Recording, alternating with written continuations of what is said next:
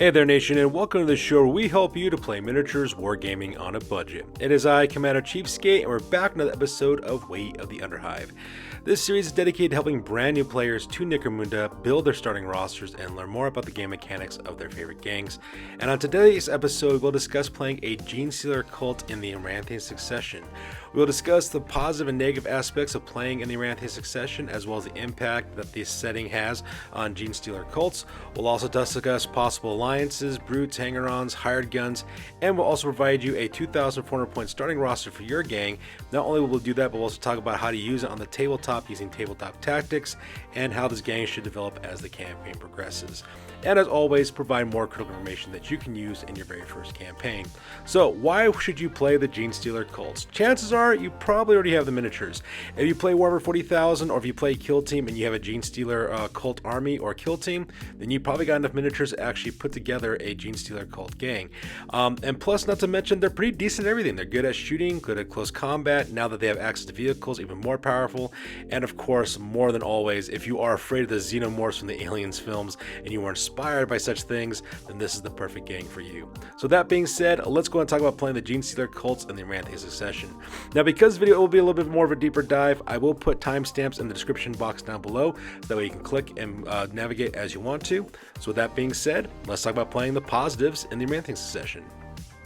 Now, the biggest advantage of playing in the Aranthian Succession is the increase in starting roster points that you have to create your gang. If you're staying directly in the Underhive, you're not leaving at all, you have 2,000 points to play with in order to create your gang. If you're planning on going out into the Ash Waste, you have 2,400 starting credits, and that 400 credits could be used for vehicles as well as fighters in the mounted condition. Now, when a lot of people see that increase in point values, a lot of novice players get kind of worried because they imagine what ends up happening is that they have to take a normal 1,000 point gang and double the size. So you have 1 leader, 4 champions, and a huge plethora of fighters, vehicles, and everything else that you need to have. But that's actually the wrong way of looking at it. Instead of going for a quantity build, what you really want to do is focus on quality of your fighters. So instead of purchasing like 20 different fighters for your gang, just stick with the normal amount that you'd usually start off with in a campaign and just fully equip them. Give them really good armor, good weapons, war gear, and equipment that you would not normally get at the beginning of a campaign. By doing this, you can make a variety of builds that are extremely powerful, and at the same time can pretty much take on anything that's coming their way. So that's one of the nice things about having that increase in point values. Now, on the other hand of that, there are some negatives of playing in the Aranthian Succession. Primarily, the balance bandwagon one might have a heyday about this as well. Unfortunately, the Aranthian Succession did not show equal love and support for all the gangs that are currently available right now for Necromunda. So, for example, if you're playing Delax, for example, they haven't really gotten much support with unique fighters as of this point yet. Same thing with a lot of cult gangs, at least not at the time this video was being made. So you might run into some opponents who might be upset about that, and so of course they'll blame balance as the reason why they're losing. So if you run into those kind of players, tell them to either put up or shut up, and you just ignore their complaints. Another big problem with the Aranthian Succession too is that a lot of the scenarios are narrative based. So if you're not really into narrative gaming, this might not be the one for you. On the other hand, though, if you just want to use the increased point value to do any other campaign that you want for Necromunda, you could easily do that. After all, it's your game. You could do with pretty much what you want. So now that we're done talking about the positive and negatives of the Aranthian Succession, let's talk about how Genestealer Cults specifically are impacted by the new campaign setting. Alright, first of all, let's talk about how Genestealer Cults are impacted by the Aranthian Succession, and one of the bigger ones, of course, they receive no love from the Aranthian Succession. While a lot of gangs might have gotten additional fighters or vehicles or different rule sets, a lot of the cult gangs, Genestealer Cults, Hell Out Chaos Cultists, Corpse Grinder Cults, they did not receive any support from the Aranthian Succession as of yet. I say as of yet now because there was a little bit of a teasing in the lore in the last supplement to the Aranthian Succession where they talk about Hive Secundus, and for those of you guys who actually looked at the Book of Ruin, they do mention the Secundus look is what they call that, referring to what Genestealer Cultists were looking like, because Hive Secundus fell to the Genestealer Cults, for example. So there might be something in the future for a lot of the cult gangs and future supplements. I'm not really sure, I'm just speculating at this point, so it'd be kind of nice if you get that. But for right now, though, they don't really have anything from the Aranthian Succession. Another thing between the Genestealer Cults is that in the past, you would usually have to choose between being offensive or defensive with your lists. And the reason why is because your gang champions are actually not all that tough. They do have toughness 4, which is nice, but they only have 1 wound apiece, unlike most other champions and gangs who have 2 wounds, so Genestealer Cults were kind of fragile that way. So you had a really difficult choice of getting more killing power versus getting things that would keep your fighters alive. The nice thing about the Aranthian Succession with the increased point values, that is no longer the issue. And since we're on the topic topic of champions, in the Aranthian Succession, you can double the number of champions in a gang. So instead of only having 2 champions in this gang, you could actually have up to 4. Just realize that your gang composition must be balanced out with the rules if you're going to take those extra champions in the gang, so keep that in mind. So now that you can solve that issue of having to choose between defense or offense, and you can double the number of your champions, you kind of get the best of both worlds. You have a lot of champions really fully equipped to protect themselves, and it can also do a lot of harm on the tabletop as well, which is one of the things you want to have too. At the same time, you also have access to vehicles to balance out some weaknesses. For a close assault type gang, Genestealers do suffer from pretty mediocre movement characteristics, so that's always been a problem for these guys, but since they have access to vehicles now, they can actually blaze across the battlefield and engage with your enemies, as well as bring a lot of heavy support weapons that they usually can't get when they're starting rosters, so that part's kind of nice too. And not to mention, if you are a Genestealer Cult player for Warhammer 40,000, you are spoiled in the fact that you do have fighters who have access to the Waster's Dirt Bike. Other people actually out there have to actually convert their own version of the Waster's Dirt Bike for their gangs, but not you. You already have them in the form of the Atlan Jackals, so you got that going for you too, which is really awesome. So now that we're done talking about exactly how Genestealer Cults are actually impacted by the Aranthian Succession, let's talk about alliances real fast. Now, of all the cult gangs that are available for you to play Necromunda, as a Genestealer cultist, you actually are spoiled when it comes to your choices for alliances. And the reason why that is the case is because unlike the Hellot Chaos cultists or the Corpse Grinder cults who are automatically outlawed, you are not, as far as the rest of the Underhive is concerned, in the lore anyways. You're just a normal gang like anybody else. So because of that, aside from like the house gangs, you can pretty much do whatever alliance that you want.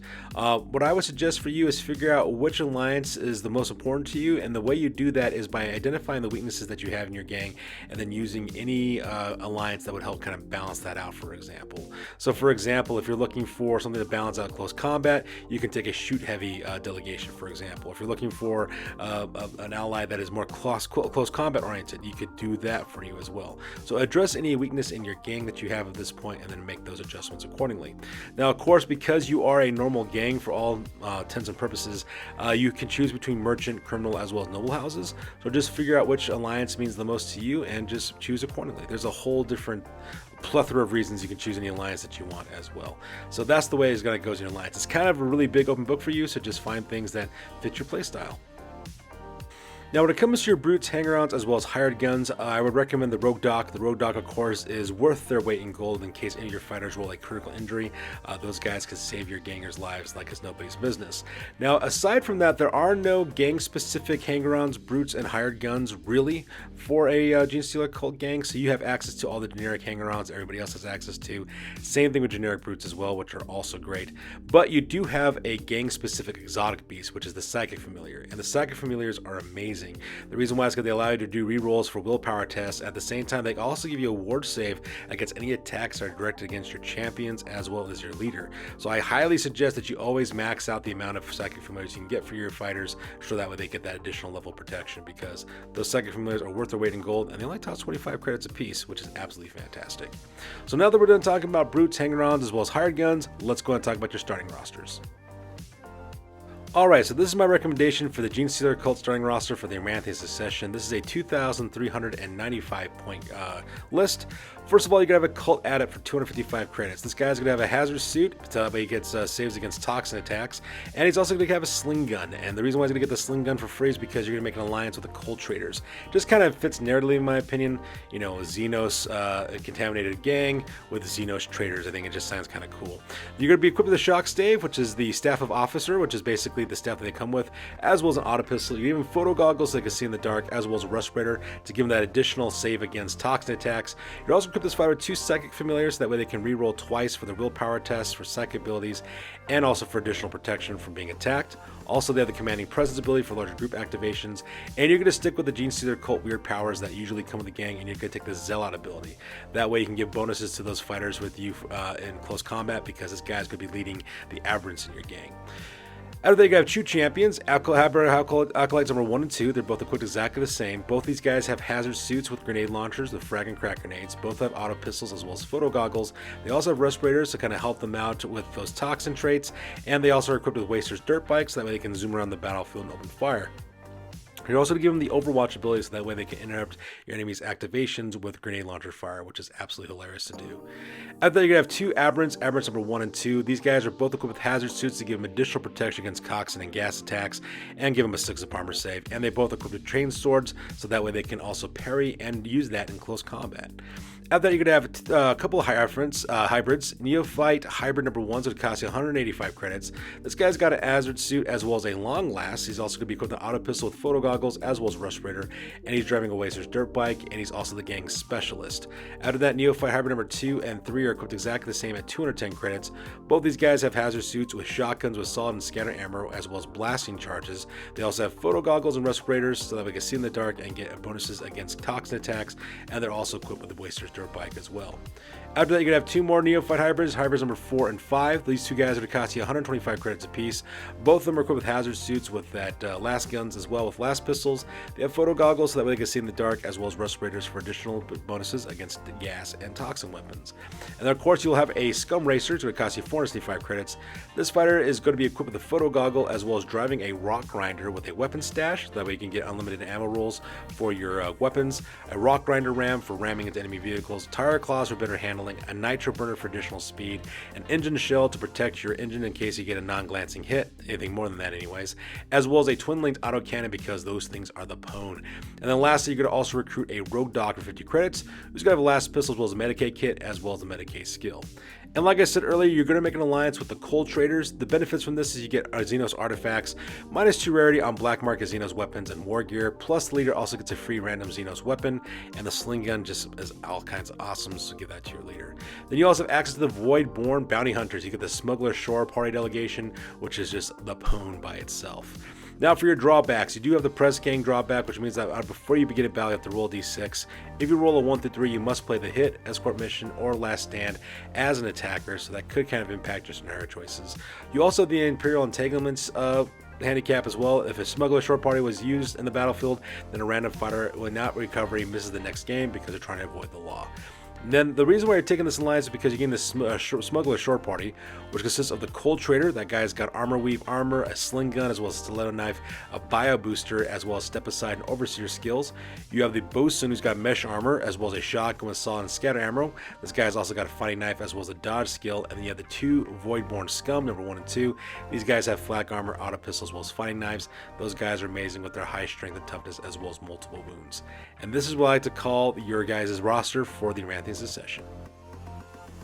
So let's go ahead and talk about your tabletop tactics on this one. So you're going to have one support fire team, which consists of your Scum Racer, as well as Neophyte Hybrids number 1, as well as number 4, as well as Neophyte and Hybrid number 5. These are the guys who are armed with the last weapons. And then you're going to have 4 assault teams. You have a assault fire team number 1 is going to consist of your Cult Adept, as well as Aberrant number 1, Aberrant number 2. Assault Fire Team number 2 is going to consist of your Hybrid Acolyte number 1 as well as Neophyte Hybrid number 3. Assault Fire Team number 3 is going to have Hybrid Acolyte number 2 and Neophyte Hybrid number 2. And your 4th Assault Fire Team will be your Cold Trader, the Bosun, as well as your Voidborn Scum number 1 and 2. Now this is an extremely aggressive list, and this one's not really for the faint of heart. It relies upon a high risk equaling high rewards kind of play. Support Fire Team number 1 as well as Support Fire Teams number 1 and 4 start off mounted on the Rock Grinder. Now as your vehicle advances towards your enemy, you're going to fire from long range using the Neophytes' last guns as well as the Rock Grinder's auto cannon to whittle down your enemies as you close a distance. Now once you're within assault range, Assault Fire Team number 1 is going to dismount, and the same thing with Assault Fire Team number 4. They're going to head straight towards your enemy. The Voidborn Scum as well as the Aberrants will chop down anyone who gets in their way, while your Adept and Cold Trader cut down any survivors with their sling guns as well as using psychic abilities to give buffs to those fighters in close combat. Now the Bosun protects either the Adept or the Cold Trader, whichever is more vulnerable with that shotgun of theirs. Now while this occurs, Assault Fire Team number 2 and 3 flank from either side of the enemy's main body. They're lobbing their blasting charges as well as lobbing grenades with their grenade launchers, and they suppress the enemy with large blast template attacks. And if anybody survives through, they just charge through and wipe out anybody they have in close combat. You swarm your enemy and destroy them. And that's pretty much how you use this gang on the tabletop. Now, as for gang development, as the campaign continues, purchase more powerful weapons for your gang. Primary weapons like mining lasers, stubbers, heavy stubbers, flamers, web guns, etc. If you like, you can recruit more scum racers or drive more vehicles. A fully equipped Ridge Runner could cause problems for enemies, especially if he's equipped with like a missile launcher or twin link heavy stubbers. That could cause all kinds of problems for enemy as well. Now, Genestealer Cult gangs are extremely flexible, so outfit your gang in whatever playstyle that suits you the most. If you like to do close combat and assaults, equip your gang like that. If you prefer more long-range shooting, you could also do that too. They're actually good at both. You really can't go wrong with a Genestealer Cult because they have nearly unlimited choices when it comes to this gang. And that's pretty much how you can develop it as the campaign continues. So in conclusion, upgrading your gang to the Aranthian Succession campaign is a lot of fun. You can get some new vehicles and materials are dropping all the time in the future, so keep an eye out for that. You can also fully equip the gang of your dreams with all the materials you can with those increased credit bonuses. At the same time, remember, when you build up your gang, go for a quality of build rather than the quantity of build, because that's actually more important. And like I said before at the beginning of this video, the third Aranthian Succession installment mentioned Hive Secundus, which is a hive that actually fell to cults, land mutants, and all kinds of stuff. So who knows, maybe in the future they might actually take us to Hive Secundus and actually bring new stuff for the cult gangs. That'd be kind of cool if they actually do that, but we'll see what happens in the future. And as always, if you guys have any questions at all, please feel free to put down in the comments. So let's go do for those of you guys. As always, please feel free to like, comment, and or subscribe. Your guys' input is invaluable to us as always. Also check us out on Facebook, Instagram, as well as blogger.com for all the latest greatest hobby news related to this channel. That's good for those of you guys. I will catch you guys in the next one. Peace out and stay classy.